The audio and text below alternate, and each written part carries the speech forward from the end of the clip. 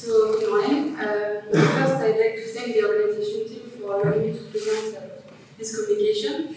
So, we prepared it together with Justin Guibert, who unfortunately couldn't be here today. We are both doing our PhD in the CNF Laboratory.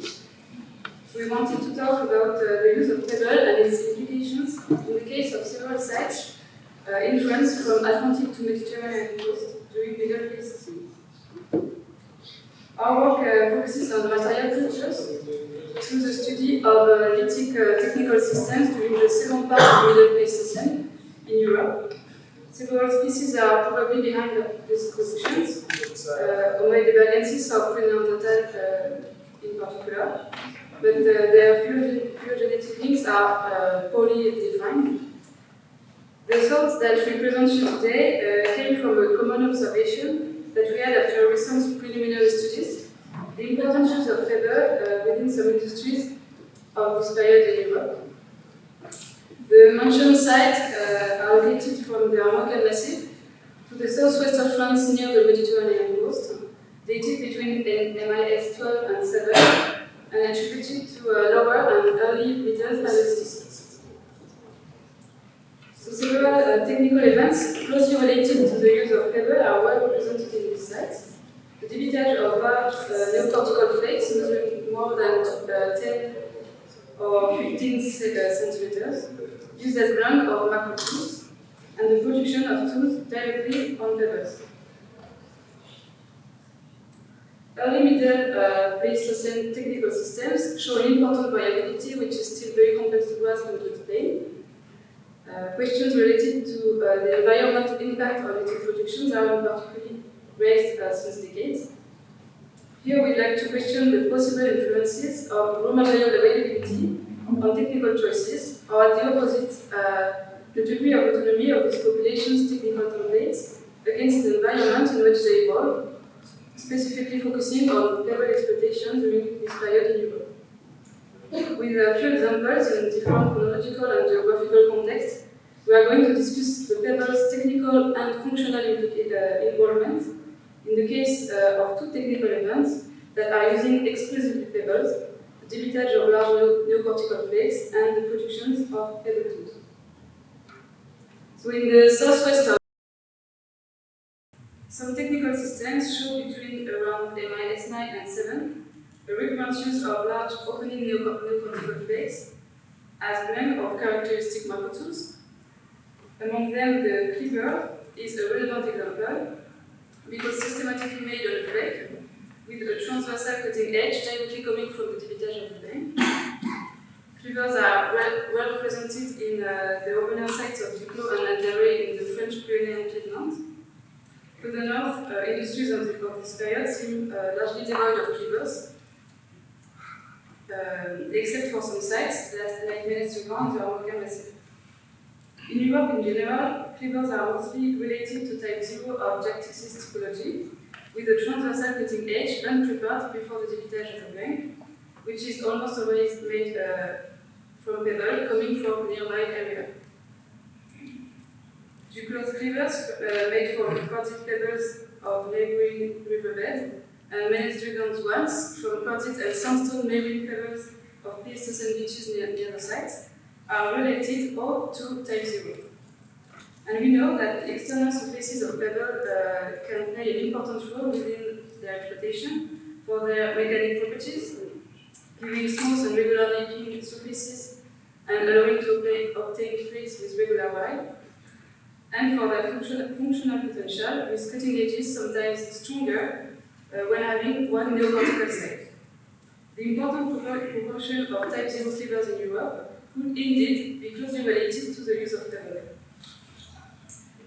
However, the example of Landaré is interesting, with several cleavers types represented, all made from quartzite pebbles. The study of 47 cleavers from this site highlighted that the 2/3 of them have a transversal cutting edge prepared before the debitage of the vein by prior removals or by using conveyor flakes. These different production modes have consequences sometimes on the shape, but mostly on the nature of the transversal edge, which is entirely neocortical on one side for the type 0 cleavers, and subcortical on both sides for the others. Yet at Landerray, exploitation of pebbles did not encourage an intensive production of type 0 cleavers. But the nature of external surfaces of the exploited quartzites may have influenced these productions. In fact, Landerray is located on the Landerray Plateau, an alluvial fan particularly representative of the sub-Pyrenean area. The vast majority of raw materials represented in the site are quartzites in different forms. Most of them have strictly local origin, showing a thick altered cortex, typical of the plateau, which strongly constrains the functional and napping potentials of the material. Then some quartzites with a smooth and thin cortex, cleaned after several hydric processes, are collected nearby. And more rarely, quartzites with real neocortex are collected in riverbeds, more or less close to the site. So, cortex nature and thickness of the most available quartzites probably have influenced the preferential production of cleavers with prepared transversal cutting edges at Landerray. We can finally consider that the abundance in the nearby environment of pebble rocks adapted to the debitage of large neocortical flakes, giving cutting edges particularly resistant, can be behind the great proportion of type 0 cleavers in some assemblages of recent Middle Pléistocène river. But the presence of other cleavers technotypes at Landerray, involving an anticipation of the technical moves and a mental representation of the applied method, highlights the mastering of specific conceptual shapes of production by the population. Pebbles are also sometimes directly transformed into tools. This phenomenon is known on almost all continents and during all prehistoric periods. Pebble tools are rarely represented in Europe Middle Pléistocene, but still appear in some sites such as Méditerranée, Duclos, or in the archaeological unit G of Côte site in Totavelle, in which more than 200 macro tools made of pebbles were collected. So our site shows an important stratigraphic complex covering almost all the Pléistocene, the Middle Pléistocene, and unit G is correlated to MIs 12. Here you can see two examples of tools coming from different sublevels of the unit G. In both cases, the blank is a limestone pebble with a quadrangular shape. On the first one, a transversal cutting edge were created with several series of unifacial and convergent removals, making concave morphology in frontal view, a bit curved in sagittal view, a plano concave section, and an angle between 75 and 80 degrees. On the other one, the transversal tipped edge, linear in frontal view and curved in sagittal view, was made with unifacial and unidirectional removals, creating a plano-convex section and an angle between 75 and 80 degrees as well. So the technical functional analysis highlighted for both of these tools the transversal transformative area facing a cortical and convex prehensile area. These pieces reflect the volumetric and technical variability existing behind what we commonly call pebble tools. The functional affordance concept defined by Eric Goethe as an object's ability to suggest its own function is also represented here. In fact, the structures of these tools include the pebble's natural properties, such as shape and weight. The selected pebbles also share convex areas adjacent to plane surfaces, which facilitate production of cutting edges in all examples. A dichotomy between quartz pebble tools and limestone ones is also highlighted in this sample in terms of size and shape, possibly reflecting different functional goals behind the use of different raw materials. Moreover, the study showed that some cutting edges with similar morphology were sometimes made from these two different raw materials.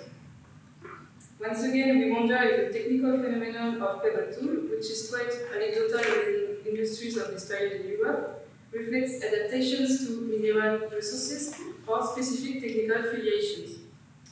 As for the debitage of large neocortical flakes, this kind of production is strongly dependent on raw material availability, and always correlated with the presence of pebbles in the environment. At our website, pebbles are all coming from the Viaduct River nearby the village. Finally, pebble tools of Jean-Luc may reflect on one hand adaptation of human groups to their environment, and on the other hand, an autonomy of their technical template, which is expressed in the same way on different raw materials, such as quartz and limestone, for example. Moreover, if the expression of those technical events is always correlated with an important presence of pebbles in the site surrounding, the otherwise is not always true. For example, Saint-Colomban sites in the Maurienne coast, or the Lavanier station in the middle terraces of the Roussillon basin, do not reveal any tools made on large vertical flake, or only very few pebble tools, while pebbles are only present in the environment. Production of small tools on flake is preferred, with a technical and structural diversity showing embedded traditions. The importance of pebbles in the environment is indeed not always a decisive factor on technical choices.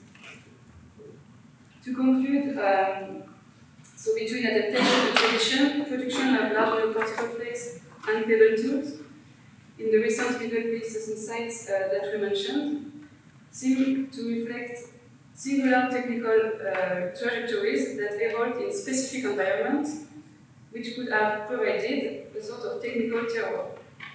The pebble can in fact be considered as a real opportunity for human groups, giving them a variety of possible technical choices and modes of production.